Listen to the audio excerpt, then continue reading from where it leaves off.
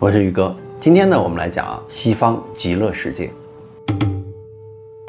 活佛净宽法师呢，于1967年10月在福建省德化县的九仙山弥勒洞内坐禅的时候呢，突然被观音菩萨呢所接引而消失了踪影。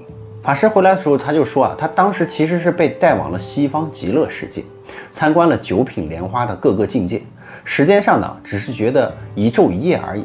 可是当他返回人间的时候呢，已经是1973年的4月了。换而言之呢，时间呢已经过了整整6年5个多月了。那乍听起来，这种现象似乎是超乎常理所能够理解的嘛。但是呢，所谓的天上一日人间数年的这种说法呢，由于宇宙空间的不同时间概念的差异呢，这是稍具佛学知识的人都能够理解的。当时在人间呢，法师仿佛消失了踪影。因为全寺的僧人呢，找遍了全山大大小小上百个洞穴，皆不见法师的踪影，甚至还出动打捞队到附近的各处的水库、深潭来打捞，都没有下落。那热心的信徒呢，甚至还到周边的县城城市呢，各自去寻找，并且呢，还发信呢，托人在其他的城市和县城呢，也都来寻找。前后呢，历经了数年之久，音讯全无。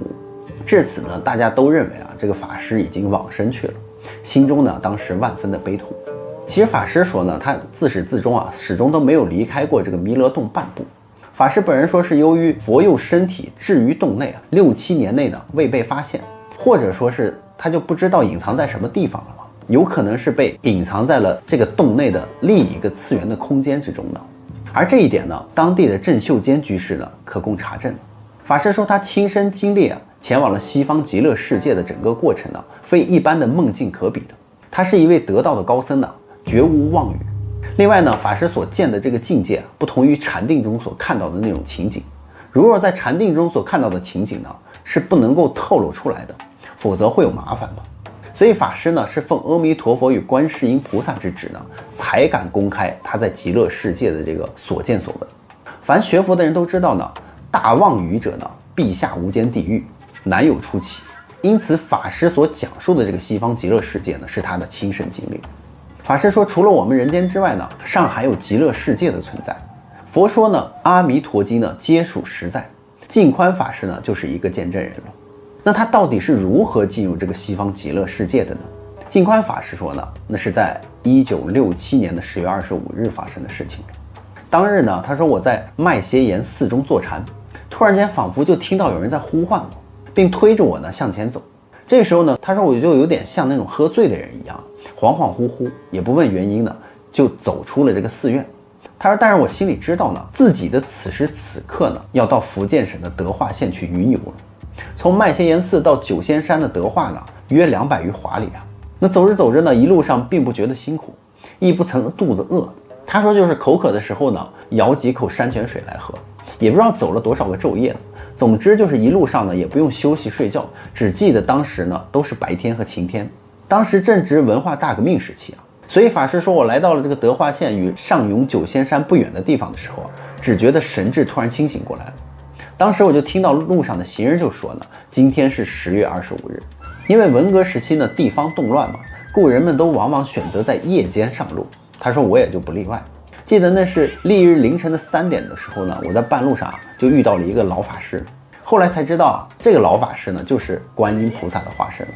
他说我当时看到他的装束呢与我一样，我们原来是不相识的嘛。在路上遇到一位同道呢，就很自然的不约而同的相互合掌作礼，就打起招呼来了。我们互道姓名，这位法师自我介绍说呢，我的法号圆观，今天呢咱们有缘相会，不如一起去九仙山游玩好吗？由于同路呢，我就表示点头赞同了嘛。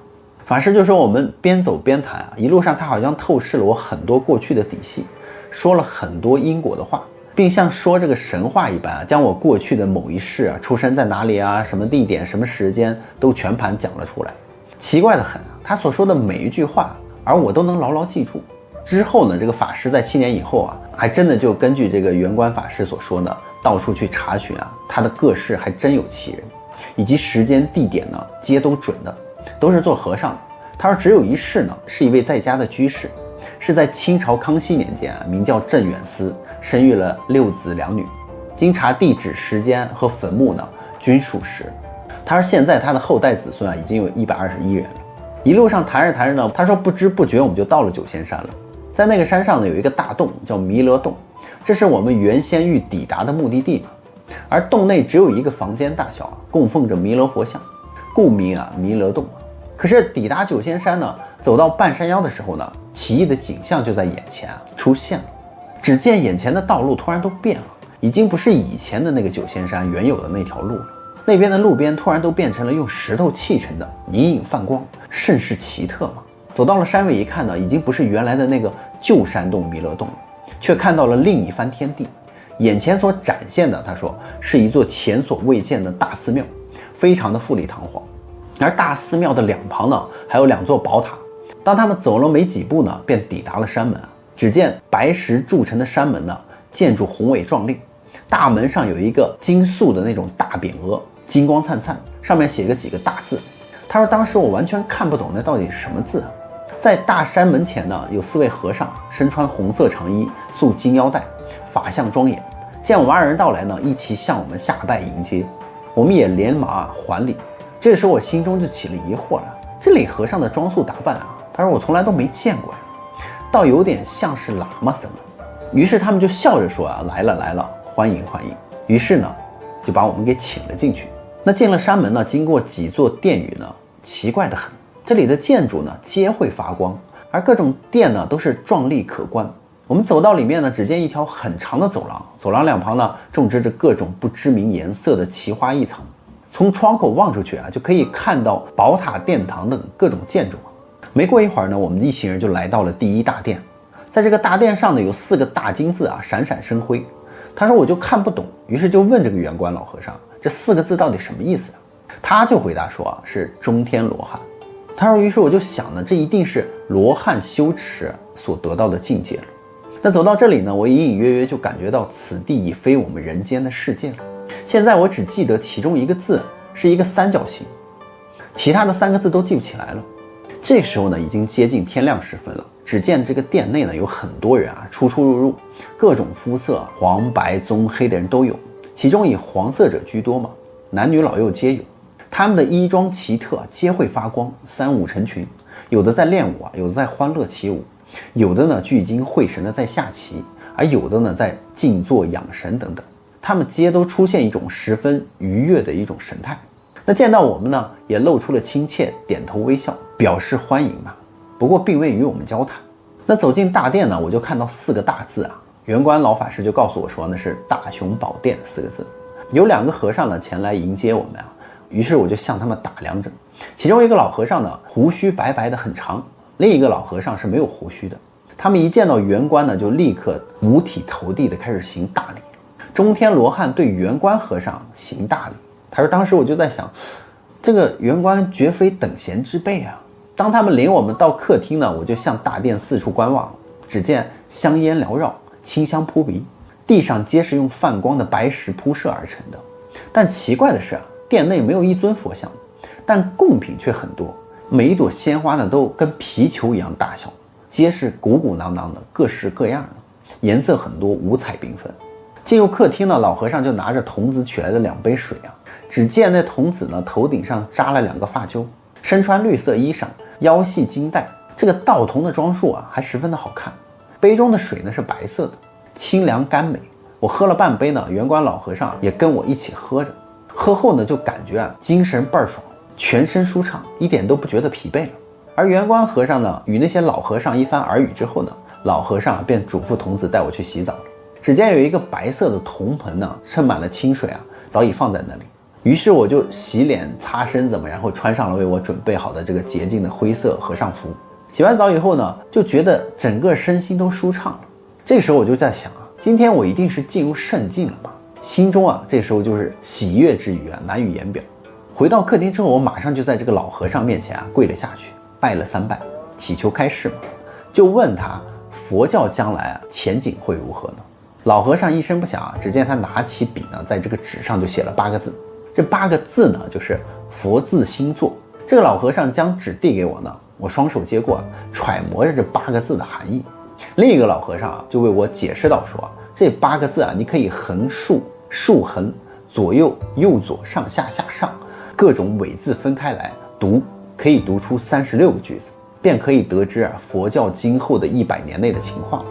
如果再将这36句演绎成840句呢，就可以得知全世界佛教未来的发展情形，直至佛教灭度为止。根据这个法师透露呢，这840句待将来时机成熟呢，方才可以公布。所以呢，他就说我仅将这18句公布如下，就是佛字心作，教由魔主；教字心作，教字由心；心魔做主，做主佛教；做自由魔，魔做佛教；佛由魔做，佛由魔教；心自作魔，教自由做，教做自主；主做佛教，做佛自主，做主佛教；主做佛心，教自由佛，心自由教。那谈了一阵子之后呢，这个老和尚就叫我到房间休息了。小童领我到房内呢，只见房内没有卧床嘛，只有几张很雅致的那个凳子，上面铺着很柔软的丝绸。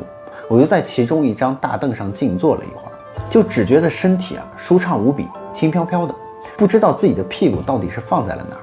不久之后呢，他说我就听到这个圆观老和尚叫我的声音了。我马上下地走出房间，圆观老法师就对我说呢，现在我带你去兜率天去拜见弥勒菩萨以及你的师父虚云和尚。我立刻就回答说那很好很好，多劳了。一路上我就看到很多雄伟壮丽的金殿宝塔，皆会发光，令人目不暇接。但是呢，圆观老和尚向我频频催促，说时间无多赶快上路。后来我才注意到上界的这个时间与我们人间是不同的，不宜逗留过长，否则呢，等你再回到人间的时候已经过了几百年，甚至是几千年了。他说等我们转了几个弯，眼前就出现了一座大桥。然而奇怪的是，这座大桥呢，却只有中间那一块，桥就浮现在这个高空中，没有桥头，没有桥尾，根本无从踏上去的。再往下看呢，底下就是万丈深渊。他说我当时就想这桥怎么过去呢？而圆观当时就跟他说呢，说你平时所持何经何咒呢？我立刻就回答平时所持妙法莲华经楞严咒。他说那好那你就念吧。楞严咒呢，全咒总共3000余字可是他说我当时只念了20-30个字呢，眼前的景象就开始起了变化。只见那座桥的前尾两头呢，突然向陆地的两边延伸起来，金光闪闪的，仿佛是七宝构成的，犹如一道七色缤纷的彩虹桥。在桥头上还悬着5个大字，与大殿上的字比较相同。我猜想那一定就是中天罗汉桥了。那过了桥呢，我们在桥中间休息一阵当时我就问这个圆观嘛，为何不见桥头桥尾呢？而念了咒之后却可以看得见呢？他就回答说呢，在未念咒之前你的本性呢被自身的业障重重包住，挡住了视线，不能够见到圣境。那持咒之后呢，是由于咒力的催动业障顿时烟消云散，故没有了障碍呢，自信清净，现出了原有的一切境界。休息过后呢，我们再次启程，边走边持咒呢，突然之间脚下还有莲花出现，一瓣一瓣的像水晶似的发出青光。那踏上莲花呢，腾空而起像腾云驾雾一般，向前直驱而去。不一会儿呢，我们就抵达了一座白银城，城门上有5种文字的匾额，上面就写着南天门。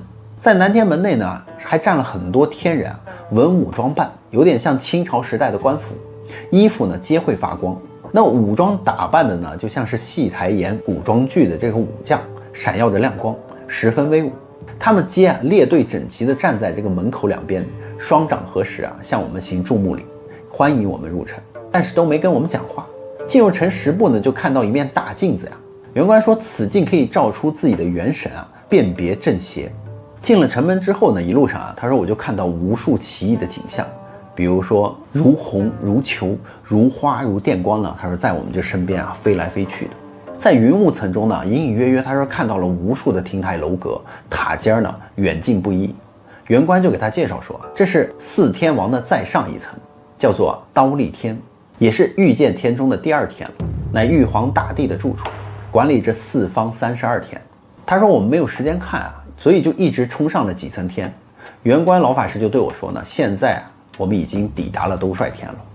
那兜率天乃御界天中第6天。转眼之间呢，便来到了一座山门之前，只见有20余人前来迎接我们，其中一人不是别人正是我的授业恩师呢虚云老和尚。其中还有2个人呢，我也认得，一个是妙莲和尚，另一个呢是芙蓉大师。此二人啊均已往生了。他们皆身穿红绸缎的袈裟呢，华丽非常。一见师父虚云，我马上就向他顶礼跪拜了。当时我感动得差一点哭了出来。于是师父就问我说呢，心境好吗？有什么喜哀的呢？你可知道今天带你同来的那个人他是谁吗？当时他说，我还说啊，这不就是圆观老法师吗？师父就向我做了一个惊人的透露，他就说他呢就是你每天所念的大慈大悲救苦救难的观音了。他说我当时一听之后啊，大吃一惊呢，连忙向观音呢圆观老法师啊顶礼膜拜。他说在兜率天的人啊，不同于我们娑婆普通世界，那里的天人呢身高3丈余。不过呢，圆观既然把我带到这里来呢，我的身形啊也自然呢变得跟他们一样高大。师父当时还叮嘱我，在娑婆世界呢，你要苦苦修炼，业障呢要经过考验，方能逐渐去除，并交代呢要建修寺院等等。之后呢，我们就一起进入了兜率天内院，去朝拜弥勒菩萨。当我们走进弥勒大殿的时候呢，大殿内啊宏伟壮丽，到处金光闪闪的。殿门前呢有金光灿灿的3个大字，用5种文字书写，上面写的呀兜率天。就在这里，他说我亲眼见到了弥勒菩萨呀。弥勒菩萨的样子呢，非常像我们普通世界里所供奉的那个大肚孝佛那个样子，肚子圆鼓鼓的凸出来啊。他说真正的弥勒菩萨呢，是法相庄严，具有32相，80种好，外貌非常之殊胜的。他说当时在这个大殿的两边啊，坐着很多的菩萨，身穿各种道衣，会发光的红色袈裟者呢居多，每个人皆有一座莲花座。他说我就向前拜见了弥勒菩萨，请求他开示。弥勒菩萨就对我们开示了一些法语。他就说呢，我将来下生60亿万年后呢，龙华三会降临娑婆世界，届时呢，地球上全无高山，地平如掌，娑婆世界呢将变成人间净土。你们教与教之间呢，要相互爱护，相互鼓励精进，不要相互诽谤。佛教内的各宗派呢，亦不可相互诽谤，应当互相纠协辅正。他还有开始一些法语但我都记不太清楚了。于是呢，我们拜谢了。之后呢，师父虚云老和尚就把我带到了一座大阁楼去了。眼前呢有一座穿着像明朝服装的武将，这位武将就领我们进入了阁楼内，于是还端出了仙女所采的这个花蜜制成的糕呢来招待我们。我吃了一块呢，味道甘甜无比非常爽口，觉得很饱，同时呢又感到精神倍增。芙蓉大师就对我说呢，天上都是以花蜜酱为粮食，是前院的天人仙女送来的贡品，是用各种花呢加以制蜜，味道很好。人间的人呢能吃到此花蜜酱去病延年老者能反通，所以你多吃一点吧，有好处的。日后呢，他说我就发现我的身体的确恢复得比以前年轻了，直到现在呢还从未服过药呢。接着呢，这个芙蓉大师又对我说呢，天界的人呢好逸乐，不肯修行，就像是人间那些大富大贵的人家一样，不肯出家，只坐享眼前之乐。殊不知呢，3界未出，6道轮回，不能够了脱生死。